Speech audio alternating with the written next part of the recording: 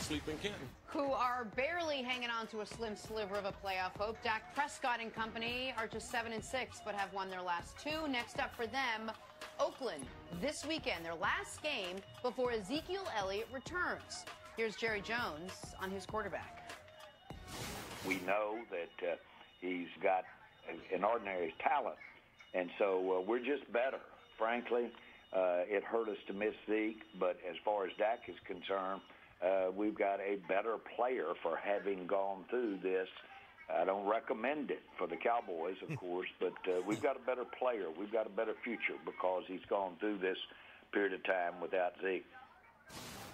Greg, I don't know if you could say Dak is a much better player without Zeke in the lineup. What have you learned about the quarterback since Zeke's been out? Well, let me say that I agree with Jerry Jones. I agree with him wholeheartedly. I think they do have a better player because anytime you can go through something like this, as a young player, we have to understand this is his second year in the league. Yep. And he has been afforded the best offensive line, one of the best running backs in the game, and a great supporting cast. You take that running back away and the offensive line is crippled with injuries, you now have to heavily depend on this guy and Dak Prescott and his abilities, and let's see who he really is. And so my expectations and what I've learned of Dak Prescott is, can he handle it? I think he can handle it. Is he different? Is he a different player? With this amount of absolutely. Without question, he is better with Ezekiel Elliott on the football field. Of course, but real quick, what leads you to think he's a better player? He's grown since. He had a couple really bad games. He's coming off a win over one of the worst teams in the league. I'm just curious what you are seeing in the quarterback. What you just mentioned, the fact that he had those bad games. Anytime you have an experience, let's call it failures, even though we know it wasn't failure, but he had some hurdles he had to overcome. He had some... All last year, I don't think he had one game like he had this year. And so when you have experienced that, you get some negative feedback in the media, you start hearing all this, and now you start listening to the chatter, and you respond to the chatter. Right. I know you're growing. This is all a part of growing. This is all a part of the NFL, and this is what he's going to have to experience for the remainder of his career if he's going to play at that quarterback position at an elite level. I agree with Jerry just a smidgen, and that is, after going through this, and to echo what you said, yes, you do learn and grow as a player. He struggled. He has struggled without Ezekiel Elliott. The Cowboys have struggled without Ezekiel Elliott. But to me, this struggle also will put a label on Dak for a long time, that he's not an elite thrower of the football, that he is only a game manager. He can only play when he has elite talent.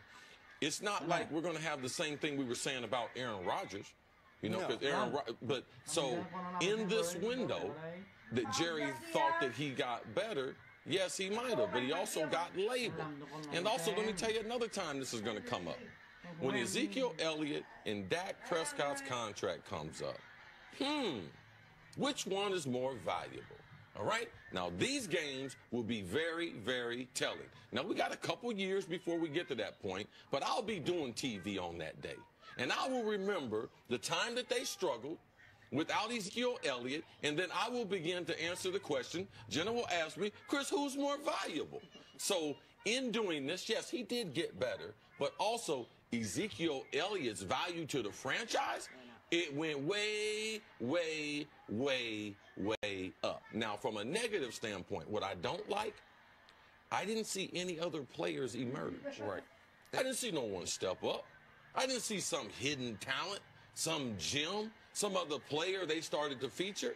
I didn't see this. All I saw was a team holding on. Players like Dez, exactly. That's all I see is a team holding on, waiting for Zeke to come back. So, yes, Jerry, I can see a little bit of improvement. But the overall, to his detriment, the label that will be placed on him as a game manager, that will be there for a while. All right, let me tell you what I learned.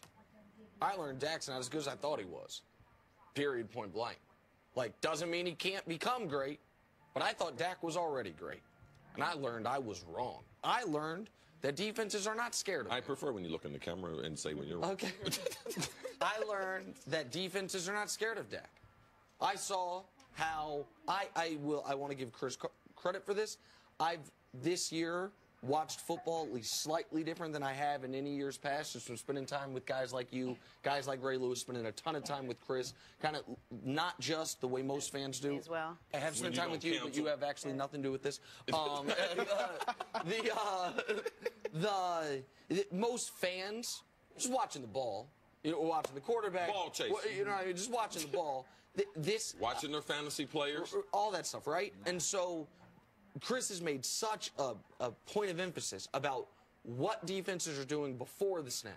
I know after the snap I'm going to be watching the ball. So before the snap, I'm trying to see how defenses are lining up.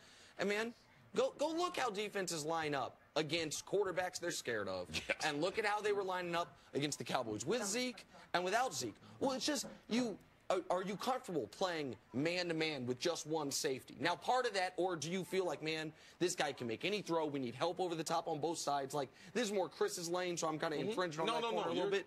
But, like, now part of that, and the third thing I learned, which goes with this other part is, Cowboys got drafted wide receiver in the first round. Like, so part of the way defenses are playing them is because they're not scared of Dak. Part of that's because they're not scared of their wide receivers. So, Jerry, I get it, man. Sometimes failure can be a learning experience. Yes. Sometimes you can get better, and I know that's maybe too harsh of a word, but sometimes you can get better from your lower moments. But Dak Prescott has now played 20 quarters of football in his career without Ezekiel Elliott. The first 12 quarters, he was awful. The next 7 quarters, he was mediocre. The last quarter, he was really good. That's 1 out of 20. Thank God the Giants. Right. Thank God for some catch and runs and the Giants playing. Landon Collins got hurt. They're playing some young corners. Yes. Like, so what I learned about Dak, yeah, I absolutely learned a lot. But not much of it was good that I learned about Dak. Now, maybe it's helpful for him. Maybe this was a good thing for him, but it's changed the way I rank him. You know, I love my rankings. Rank him about, just forget all quarterbacks, amongst the young quarterbacks even. Well, I mean, let's look at Carson Wentz. Last year versus this year. You add some pieces around him. You give him an Alshon Jeffries, an Aguilar, some guys who are gaining experience. And some struggle his rookie year, the second half. Without question. And you give him some additional running back.